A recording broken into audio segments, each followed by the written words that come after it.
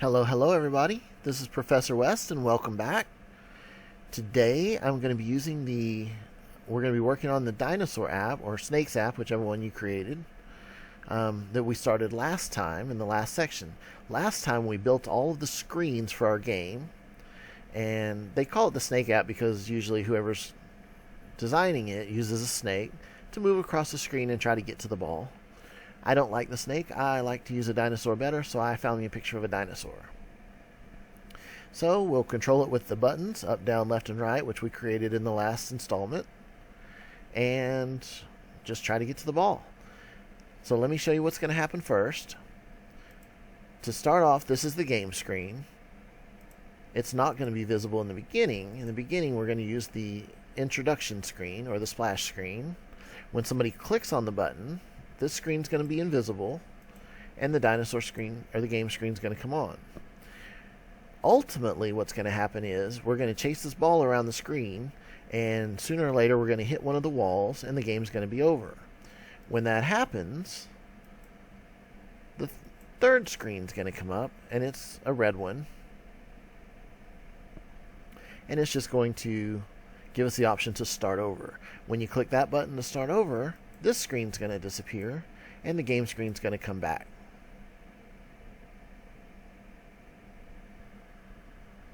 Oops, that's weird.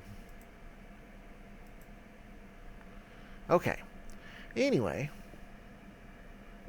so let's jump right in and get to the code, okay?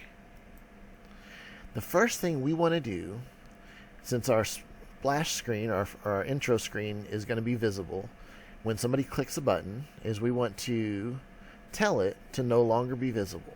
So we're going to come over here to vertical arrangement 1, and we're going to come to button 1, and we're going to click on it. And anytime somebody clicks that button, we're going to have it do something. So grab it and stick it on. Yeah. Don't tell me about the companion. Okay. I apologize for that. That's an error with their emulator. That's okay. So, first thing we're going to want to do is, when this button gets clicked, is we're going to want to make this vertical arrangement invisible.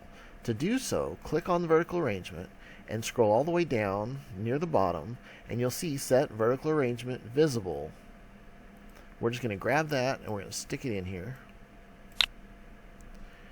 And we're going to come over to Logic, and we're going to put False. So what we're telling it is, when somebody clicks on the button, the vertical arrangement, that's a splash screen's visibility, is going to be false. We're going to tell it to go ahead and also go to vertical arrangement 2 and become visible. So let's grab a vertical arrangement 2 visible from vertical arrangement 2. Just go down to where it says visible and drag it into the same spot, and we're going to tell it to be true. So it's going to make the first screen invisible, and it's going to make the second screen visible. That's it. Okay, so here's the emulator. This is going to demonstrate what we've coded so far. This screen comes up when you start the game, and then when you click the game, all it does right now is brings the second screen up and hides the first screen. Notice that my little guy isn't moving at all. The buttons have no functionality. Nothing else is going on. So the next thing we want to do is give some movement to our little character. And the way we're going to do that is, first we're going to create a variable. So come over here to where it says Variables, click on it, and then take the very top one where it says Initialize a Global Variable. All variables is a temporary way to keep track of something. And variables can change. It's always a good idea to name it. I'm going to name mine Speed.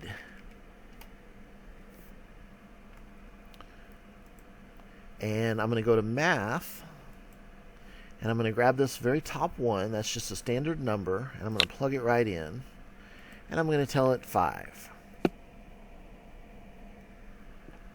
So what I'm telling it now is that my initial speed is going to be 5 of something. I haven't told it what yet. I've just told it that I have a variable called speed that's going to be 5. So now I need to go in to the vertical arrangement 2 where the sprite is, and I need to get it and I need to come down and find where it says set the speed. There we go. Set ImageSprite1.speed. And we're just going to plug it right in underneath the others. And then one last thing, I'm going to point to the name here, and you see how it gets both the get and the set come up that deal with the speed. We're going to use the get, and we're just going to drag it right over here and plug it in. So up here we said speed is 5. Here we're telling it go find out what the speed is, which is 5, and then assign it to the image sprite. So now when we run it, let me refresh my emulator.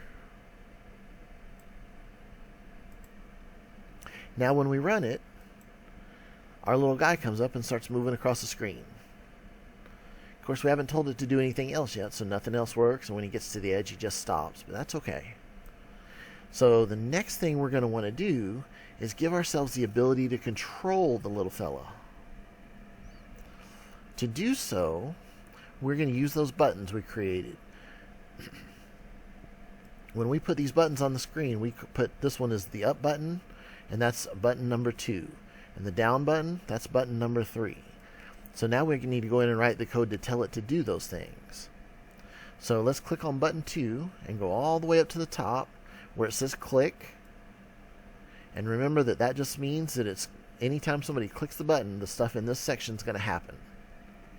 So what we need to do now is go down to image sprite 1 and go all the way down and find the one that says heading. It's the fourth one here. Image sprite1.heading. The heading, we're going to put it in here, is just the direction that he's running. So if you want him to run, we're going to go to math and go all the way up to the top and get a number. If you want him to run up, we're going to type 90 right into that box. Now, when you click the up button, he's going to run up. That's all that did. It said anytime that button gets clicked, his new heading will be 90, which is straight up. Now we need to do the same thing for buttons 3, 4, and 5. So go to button 3,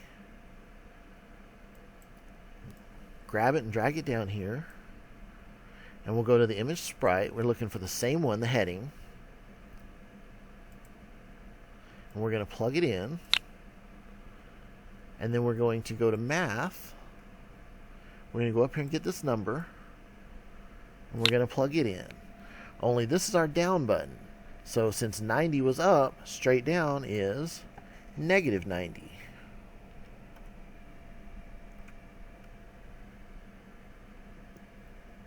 So now when we click down, our little guy is going to run down. If we click up, he turns around and runs up. If we click down again, he starts running down. Now we need to do the same thing for buttons 3 and 4 that are left and right buttons. But I'm going to show you an easier way than going through all of this individually. If you just right click on one of the items and do duplicate, then it makes the exact same thing. So all we have to do is come here where it says when button 3 click and click this little drop down, and it lets us choose any button we want. And we're going to do button 4 because that's left. And the only thing we got to change now is the number. We're going to put 180. Now when we click left, our little guy's going to go left. He turns upside down. We'll have to fix that later. But we can go up, we can go down, we can go left. So now we need to do the same thing. Right click on it and duplicate. Come over here to the drop down and tell it button 5. And to go right, we want to put a 0. And we'll test it out. Now when we click right, he goes to the right. We can go up, we can go left, we can go down, and we can go right. He still doesn't do anything when he gets to the wall. And he won't do anything special when he gets to the ball yet. It cracks me up that he goes upside down. But we'll fix both of those next. Okay, the next thing we're going to do is set up our collision for the ball. So let's come up here where it says ball, It's in vertical arrangement 2 right under canvas where it says ball, and we're going to click on it. And notice there's not a click event associated with the ball like there was with the others. We want collided with. It's still the top one, but we're going to tell it when our ball 1 collides with something that we're going to do something. So just grab it and drag it right onto the screen by itself. And then what we're going to want to do, the first thing we want to do is when we touch this ball, we're going to want the ball to disappear and then appear somewhere else on the screen at a random spot. So to do that, we're going to go back to the ball, and we're going to go down to the purple ones, and we're going to get the one that says move to X and Y. And we're going to plug it right in. Now a screen is set up so that it starts all the way over here on the left with the X's, and this is either 0 or 1, I'm not sure, I can never remember. And then as the number gets higher, it moves further across to the right until you get eventually up to, I think, 500. And then Y starts at the top and goes down. So this ball is at a low Y and a low X because it's to the top left. If it was a higher Y and a higher X, it would be over here, and so forth. That's how we can tell it to be anywhere we want to put it. To do this,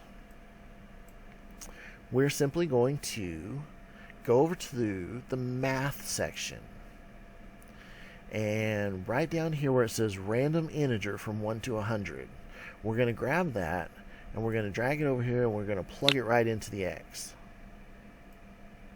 Let me move my screen over a little bit. Now, 1 to 100 would tell it to be over anywhere from the edge of the screen to about here. Since 500 is the whole edge, this is only about 20% of the screen. So we want to change that. Instead of 100, we want that to be 500. And now we need to do the exact same thing for the Y. So all we have to do is right-click on this one and duplicate it and plug it right in there. It's already set up to be 1 to 500. So now it'll randomly pick a number for the X and randomly pick a number for the Y and stick that ball right in there. Whenever this does happen, we also, when somebody hits the ball, we want to increase the speed of our little character. So to do so, let's come back over here to our variable for speed. We're going to point to the name, and we're going to get the set one. That's the second one where it says set global speed. We're going to grab that because we want to give it a new global speed. And to do so, we're going to come over to the math block, and we're going to get this fourth one down, the one that's got the plus sign on it. And we're going to plug that in. And what we're going to do is we're going to tell it that the new speed is going to be the original speed plus some number. So to do that, we need to get the original speed. So come point at speed and use the get. And just plug it into this first spot. And then we need to tell it what we're going to add to it. So come to math and grab a number and stick it in there. And I'm going to add, 2. So it started off as 5. When we hit the ball, it's going to go say, what's the speed? Oh, it's 5. Okay, we're going to add 2 to it. So now it'll be 7. When you hit the ball again, now it'll say, what's the speed? Oh, yeah, it's 7. Now we're going to make it 9. And so forth. Now at this point, we also need to add 1 to the points, to the score. But we haven't set up the score yet, so we need to do that first. So come to variables, and let's do initialize a global variable. And notice it just stuck it right there with it. And I'm going to call this one score. Oops, didn't work. Now I'm going to call it score. And I don't know why it added that. That was weird. Okay. So I just called this one score. And I'm going to come to the math. And I'm going to grab this little number box again. And I'm going to stick it on there. And I'm not even going to change it, because our initial score is going to be 0. But over here, when I'm going to point to it, I'm going to tell it to set the score, because I'm going to want to change the score now. And I'm going to do the same thing that I did with this box. I'm going to come over to math, and I'm going to come to the one with the plus, and I'm going to plug it in. And then I'm going to come to score, and I'm going to tell it to get the score. And I'm going to plug that in. And then I'm going to come to the math, and I'm going to grab this number, and I'm going to plug that one in, and I'm going to change that to 1. So what did we do here? What we did was we told it that the new score is going to be set to whatever the current score is plus 1. So if this is the first time you hit the ball, your current score was 0. So it's going to say, okay, 0 plus 1 is 1, so the new score is going to be 1. If your score was 11, then it's going to say 11 plus 1 is 12, so the new score is going to be 12. So all we need to do now is come and tell our label. Down here at the bottom of our screen when we were creating this game, we have label 2 that just says the word score, and label 3 that has the number 0. So we need to tell that label 3 to now have the right value. So to do so, we're going to come down to where it says set label 3 text. We're going to get it, and we're going to just drag it right on there. Stick it in. And then we're going to go back up to global score, and we're going to tell it to get the score. So we've set the score here. Like I said, if it was 11, now it'd be 12. And so now it's going to say, okay, let's get the score, which is 12, and stick it in that label. So that's it. Let's see if it works. Oh, there it went. My score went up and my ball moved. Now I'll come down.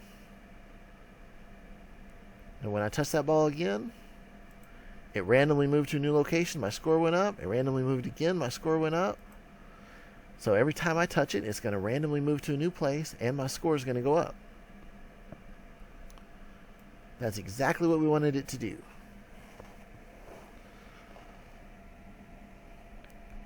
So, the next part that we need to worry about is what happens when the character reaches the edge. Remember, that's how the game ends. When the character reaches the edge, the game ends. So we need to set that up now. So let's come over to our sprite, and let's click on it. And we use the collided with for the ball, but we're going to use the edge reached for the sprite. When image sprite edge reached. I guess that was an easier name than reaches the edge. But all we're going to do is tell it anytime it reaches the edge, we're going to do the stuff down here. So what do we need to do? The first thing we need to do is make our game screen invisible. Because when he reaches the edge and the game's over, we don't want it to keep showing up. We want it to go to the final screen. So to do that, we're going to tell it horizontal arrangement 2, visible, that's all the way down here in the greens, is false. Just like we did a while ago. Remember a while ago we set the first one to false, arrangement 1, and set arrangement 2 to true. Now we're going to put arrangement 2 to false because we don't want it to be able to show up anymore. And now we're going to go to vertical arrangement 3. We're going to get the visible for it, set visible. And we're going to make that true.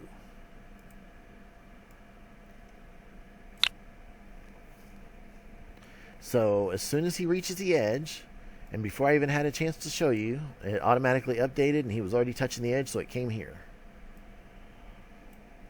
So the only other things we need to do is reset our variables. So we need to come up to speed, and we need to get the set one. So we're going to set the new global speed, and initially we set it to 5, so that's what we want to do. I'm just going to duplicate that 5, and I'm going to plug it right in, because we want it to go back to the original speed. And score, we need to set the score, and we need that to be the original score, so it starts over. We're going to set that to 0. So now whenever somebody reaches the edge, the scores are all going to reset. And the only thing left to do now is to tell it that when I hit this button, I want to start the game again. So, I'm going to do that. I'm going to move these up a little bit so I can keep them all on the screen for you.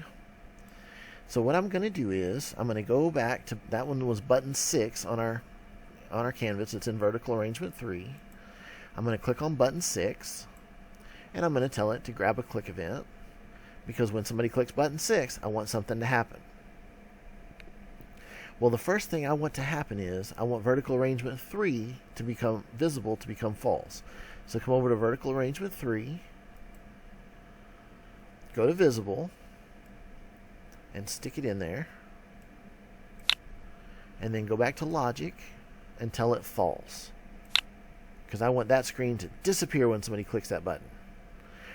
Then we're going to go back to vertical arrangement 2 and set it to true. We've already done that up here, so I'm just going to copy. I'm going to right click and duplicate this whole little set and stick it right in. So vertical arrangement 2 will now be visible. That's not all we want to happen, though, is it? When somebody reaches the edge, we need to reset our little dinosaur guy. Otherwise, he's going to be stuck at that edge every time. So to do so, we need to go back to our sprite. We need to come down to where it says move to X and Y. That's the fourth purple one. X and Y, remember, is just the locations on the screen. So if X tells it how far over to come this way and Y tells it how far down to come, we want him to be somewhere. We could do it randomly if we'd like, but I'm going to just give it a number for now. So I'm going to go to math, and I'm going to grab a number, and I'm going to say something like about 140. And then I'm going to duplicate that and put it here, and I'm going to change that one to about 180. That way it's not in the exact same spot, but it'll be pretty close. It'll be a little below the center and a little to the left. And now I need to actually tell it to go there. Or I'm sorry, I've already told it where to be. Now I need to give it a heading to start with, because as soon as the game starts, he's going to want to be moving, or he's already going to be moving. So to do so, let me scroll up a little bit to make sure I got room. We are going to go to the lists, and we're going to tell it to randomly pick an item from our list.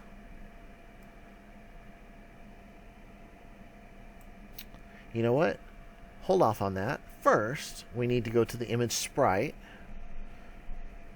and tell it that we're going to use the heading. So go down to the green section,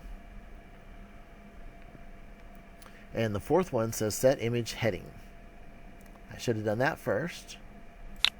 And now we can pick the random from the list and stick it on there. I'll move over a little bit so you can keep seeing what I'm doing. So the next thing I'm going to do is create a list of the 4 different directions. Remember a while ago we changed the heading and we used these 4 directions. We had 90, negative 90, 180, and 0. Well, now we're going to put those items in a list and let the computer randomly pick which one. So come back over to lists in the blocks, and up near the top you see make a list. We're going to grab that and just click it right in. By default, there's only 2. So I want to use 4, so I'm going to grab this little gear icon and click on it. And notice that now a picture comes up that shows that there's 2 items, just like there's 2 spots here. If I add another item, it puts 3 and 3, and another one will put 4. That's how many I need. I could put a whole lot more than that if I wanted to, but I only need 4 right now, so that's where I'm going to stop. And one last thing, I'm going to come over here and I'm going to right click and duplicate my number and stick it into that spot. Then I'm going to duplicate the next one and I'm going to stick it into that spot. I'm just right clicking and hitting the duplicate, and I'm sticking them into the spots. So what's going to happen here now is it's going to stick our dinosaur guy at 140 and 180, and then it's going to tell it that the heading is going to be randomly picked from this list, and here's our 4 options. So that should be a complete game. Let's give it a try.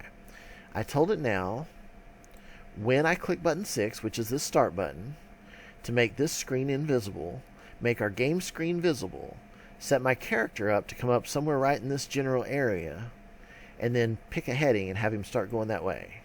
And there he goes. Everything seems to be working. Oh, we lost. He starts over.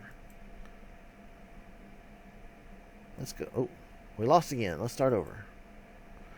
And let's go up. Let's go left. Let's go up again. Oops, we lost. Start over. That's it. That is the entire app. We could package this and we could put it out and let all of our friends play it now if we wanted to. Which that is actually going to be in a different lesson. But that is the end of this one. So I hope you enjoyed it, and I look forward to you watching more of my videos. Make sure to like and subscribe to my channel, and I'll see you later. Bye.